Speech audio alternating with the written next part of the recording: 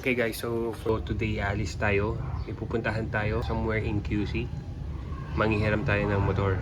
We're gonna borrow the new KTM 392. Today guys, punta tayo ng KTM.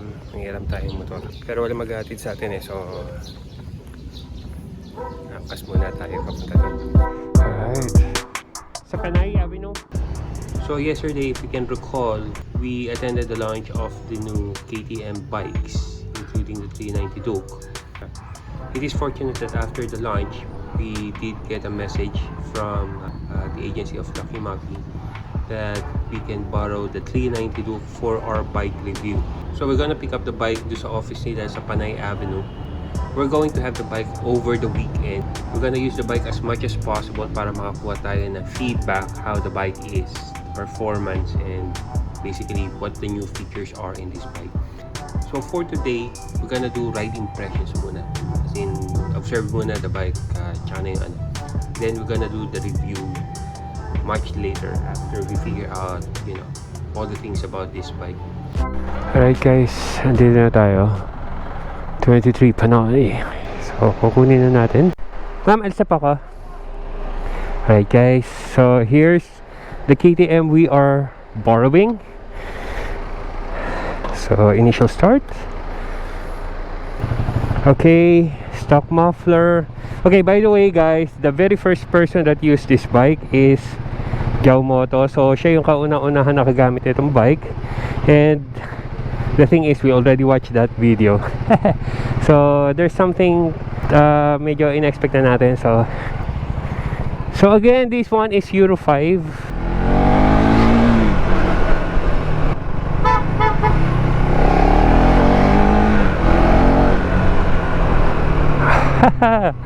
Nice. Ang gaan niya. It is bigger than our 390 Duke, pero parang mas magaang siya. Alright.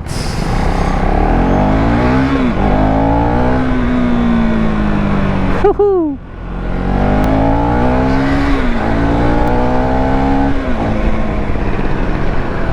Okay, acceleration wise, well, how would I put this?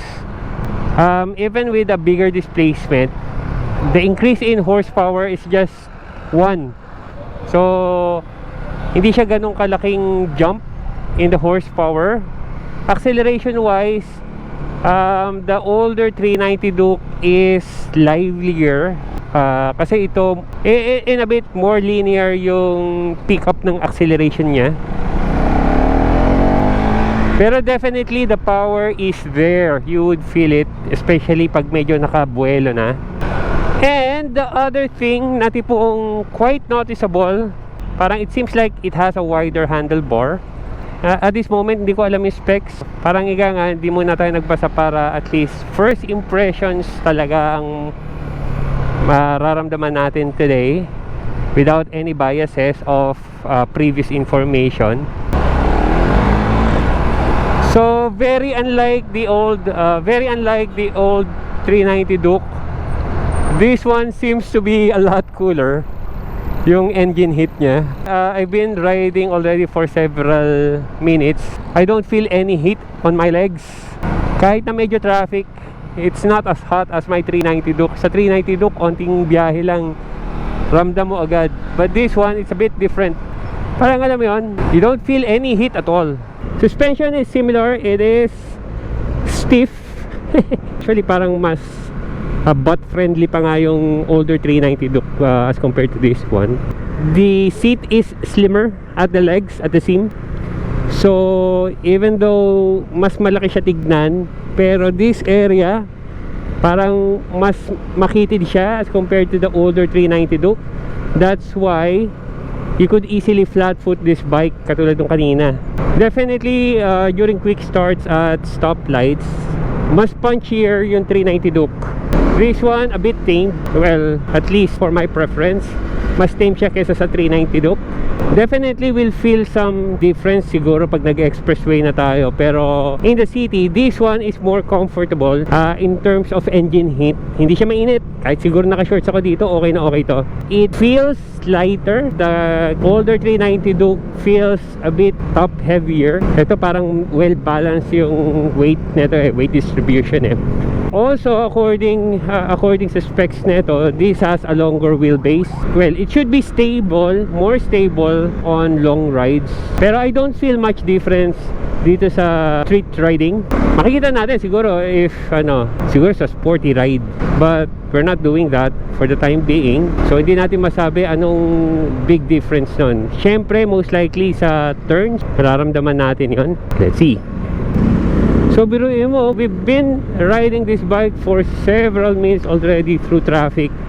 Talagang walang kainit-init. Well, one factor to be considered is that yung exhaust pipe kasi nito is running below the engine, unlike in the 390 Duke na tipong malapit sa binti yung exhaust. So definitely that's one major factor why we don't feel any heat coming off from the bike.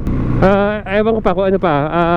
I think this is Euro 5 compliant already. So ano ibig sabihin nun? The exhaust is somehow constricted. As most Euro 5 compliant bikes, restricted ang kanilang acceleration. So somehow this is a definite upgrade if we are talking about the Svartbilen. Kasi sa Svartbilen, ramdam mo talaga yung restrictions talaga sa exhaust So affected yung kanyang acceleration. For this one, kahit paano, the increase in the displacement actually helped out fine-tune the acceleration that somehow improve the performance of the older 373cc engine before. Mas maganda na yung acceleration niya as compared to my Svartbilen 401, which has a 373cc engine, same as the Duke but with a Euro 5 exhaust.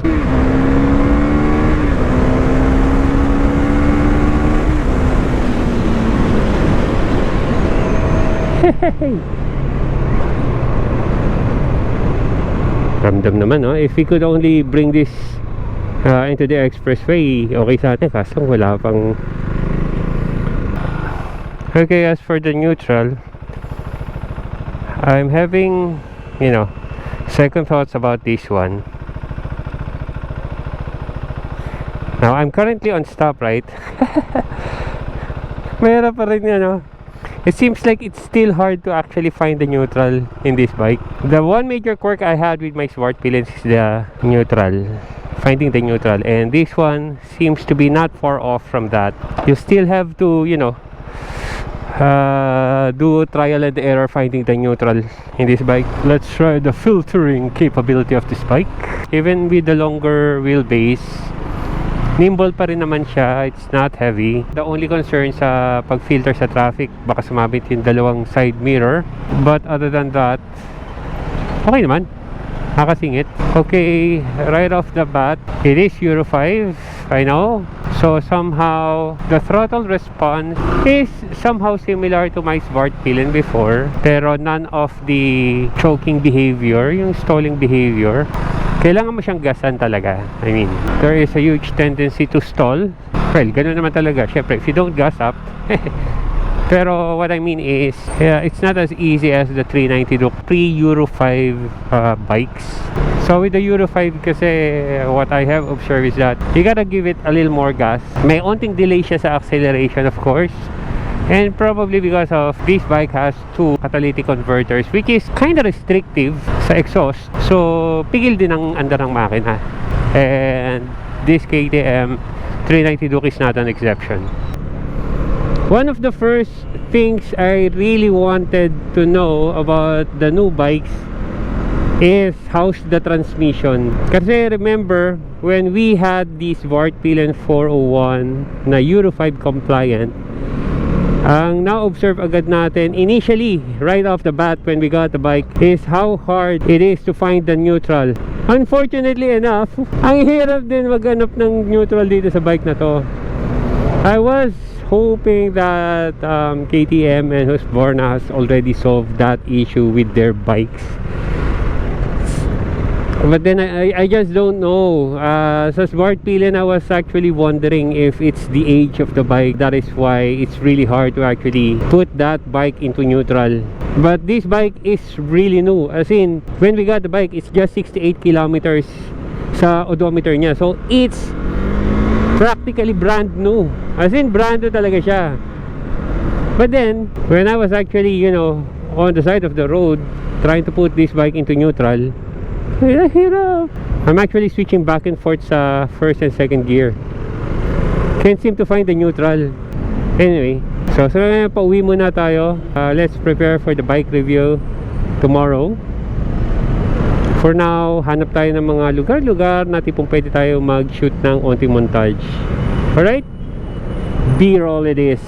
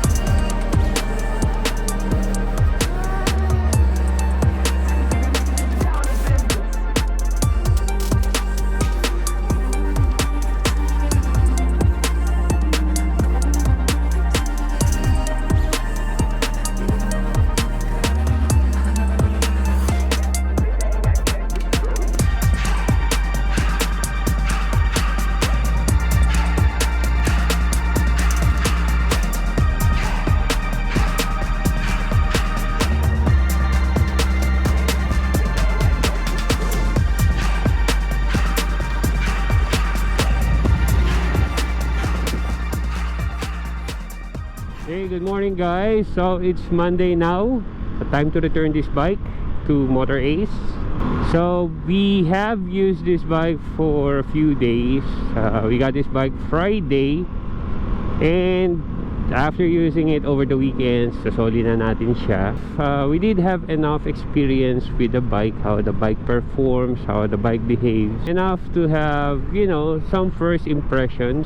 I don't really want to call it talagang review. I think that the days that we had the bike is enough to actually generate first impressions of the bike. A bit of comparison between this new bike as compared to the performance of the older generation Duke 390. Maganda sana gumawa ng reviews on long-term usage, say, you know, at least a month of continuous usage of this bike. Pero alam naman natin na it won't be possible kasi hiram lang naman tong motor. But then again, I guess we had, you know, we gathered enough information to actually generate some kind of a review for this bike. What can I say overall about the bike? It's definitely an upgrade from the 373cc bike to a full-fledged 400cc bike. How about the performance? Unfortunately, we were not able to have a peak at the performance of this bike because we only used it on city roads. So, na-testing lang natin is the riding dynamics, ride comfort, and you know, the usual acceleration and stuff. You'll hear more about it in my review of the bike and the succeeding bike comparison that I would do after the bike review for this one. So watch out for that. So yun lang muna guys. Thank you for watching. I'll be ending my vlog here. If you do like my video, do subscribe to Boss TLPH and click that notification bell for more of our videos. Alright, so as I always say, stay awesome, stay safe. See you in the next episode. Bye for now.